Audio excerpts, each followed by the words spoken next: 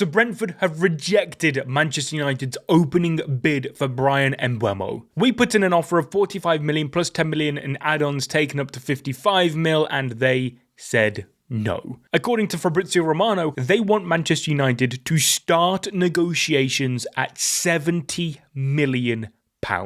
Now that is absurd. They must think that they're dealing with the old Manchester United here, because that ain't happening. I don't care how much us, the club, Ruben Amorim wants Mbeumo, we ain't paying 70 million. Now, Romano also said that realistically, around about the ballpark of Cunha should get this done, so around 60 to 65 million pounds is enough. But the question I want to ask is that worth it? Is this a 60, 70 million pound player? Well, there's been an absolutely fantastic article released by Opta that I want to go through with you guys today and explain. The link for it will be in the description anyway if you want to take a read yourself. And I've of course already made my own video about Mbeumo and how much I really want him and how I think he could end up a Manchester United legend if all things work out. He is a pure-blooded match winner. But this article really dives into the whole numbers of it all, and it puts into perspective why Brentford think he is worth 70 million, because we could potentially be looking at our very own Mohamed Salah here. And so one thing I read in this article which I found really interesting was this. The former Brentford co-director of football, Rasmus Ankersen, told former defender Pontus Jansson just how much he believed in Mbeumo when he bought him to Brentford, going on to say, "We're going to be buying a young player from France, and if he's not a world-class player in a couple of years,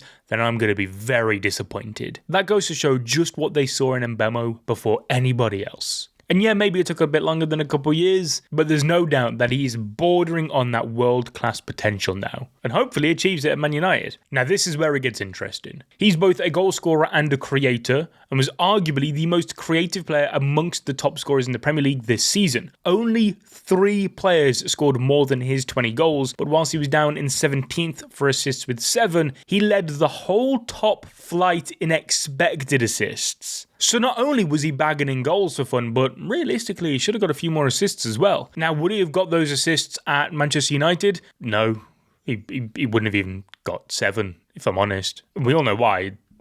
We know who he'd be supplying, right? I mean, I don't want to say his name, but ain't no one getting assists with him up front. And that's exactly what this article says. His underperformance in assists isn't really down to him, it's down to his teammates finishing.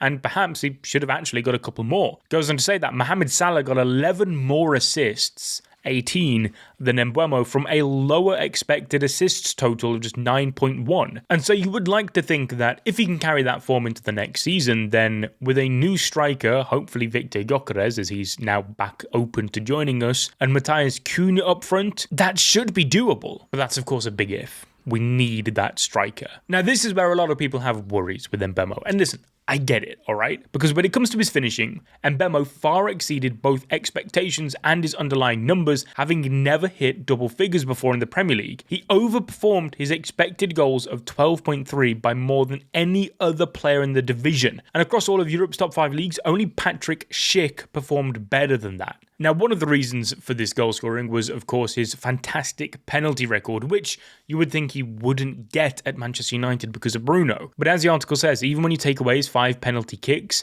Mbeumo still outperformed his XG by 7.5, again with only Schick doing better. Now, what does that even mean? Well, when you outperform your XG so much, it usually means one of 2 things has happened. One, either the player has just unlocked some elite level finishing and really leveled up to that world-class talent, or it's a good run of form and is not sustainable. And so as Opta said, given that this is the first time in his 4 Premier League seasons that Mbeumo has outperformed his XG, there's reason to doubt whether his finishing has actually permanently improved or if this is a one-off. However, it's not quite that black and white for me. Context is incredibly important here. You can't expect him, in my opinion at least, to be bagging 20 goals in his first season out of the Championship, for example. I think when you actually dig a little bit deeper that this is actually Mbeumo's level. Why do I think that? Well, if you watch that other video I made on Mbeumo, you would know that his goals per 90 has been steadily increasing season on season since joining the Premier League. If I remember correctly, he currently bags about 0.53 goals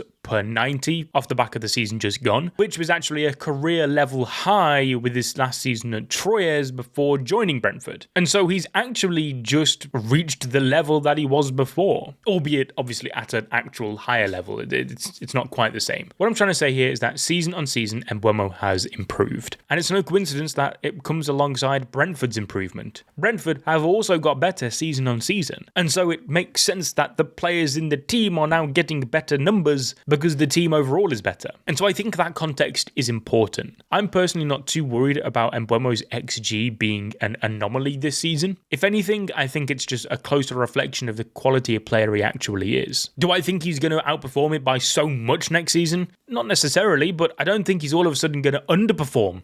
I think he's just going to stay more or less consistent to what he is, just without the penalties. And that couldn't be better news because it's more than just goals and assists that Mbeumo provides to the team. Take a look at this. Out of all players to score over 10 goals in the Premier League this season, only 4 averaged more touches per 90 than Mbeumo, showing just how much he gets involved in play compared to other goal scorers. He's also top of the list for first touches per 90 of 7 players who scored more than 15 goals. This is something that this squad has been crying out for, because aside from Bruno, we don't have a single player in our squad who can grab the game by the scruff of the neck, demand the ball, and do something with it. Think right now, right? How many times in a game do you see a player just sort of standing on the ball and then Bruno just strolls up to them and just takes it off them? It happens, I would say, multiple times every single game, especially when we're losing. When we're losing, it feels like that's all that happens on the pitch. And that's because he is the only one that can do something with the ball and have the confidence in himself to demand it. He is central to everything we do. But now he'll be able to share that load a bit with someone like Mbeumo, another player who isn't afraid to demand the ball. But it gets even better, and Mbeumo also fills in another huge void that this squad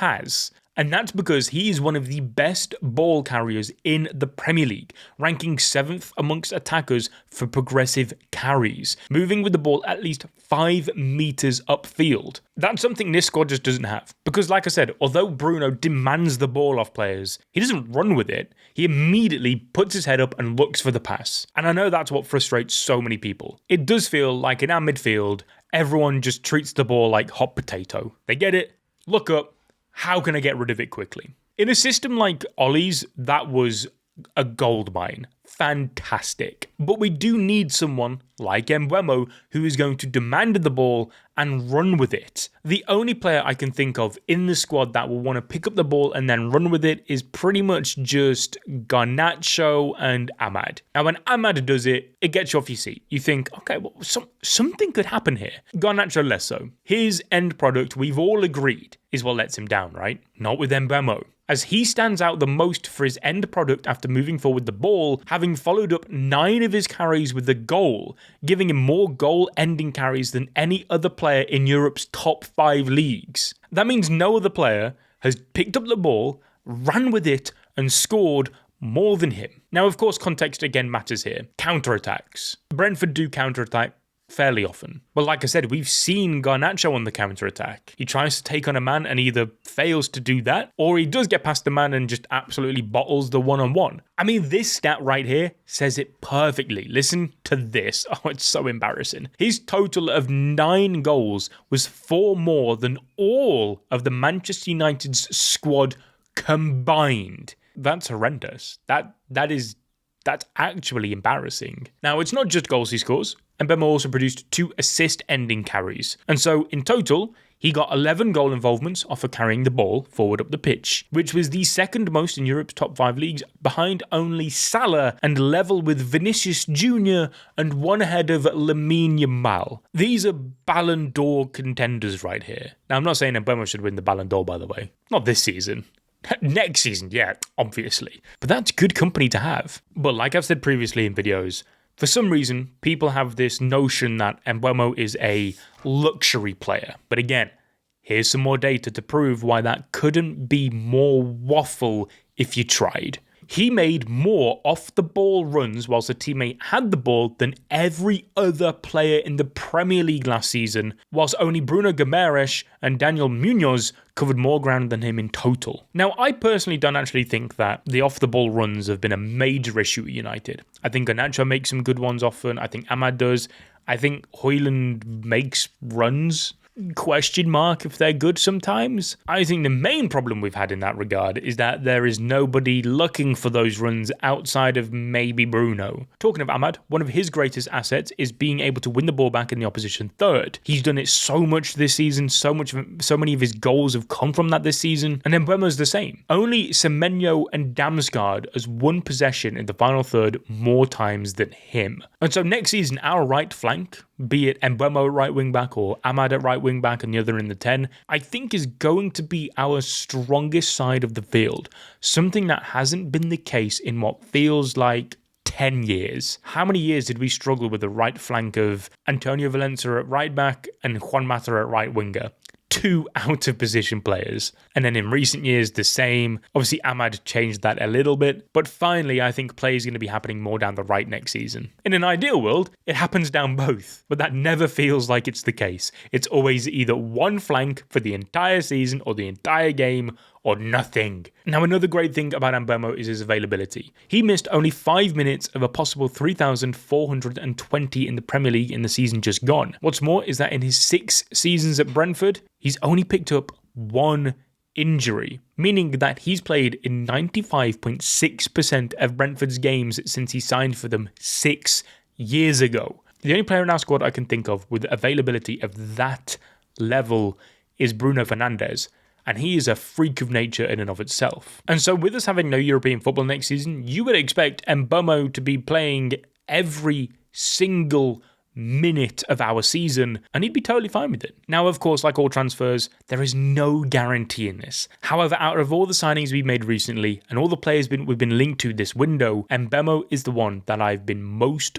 confident about hitting the ground running and doing well for us. Like I said, I stuck my neck out on the line in my previous video on Mbeumo and said that I think he's going to be a Manchester United legend by the end of his career, and I think this article backs that up. So is he worth 70 million? Let me know down below.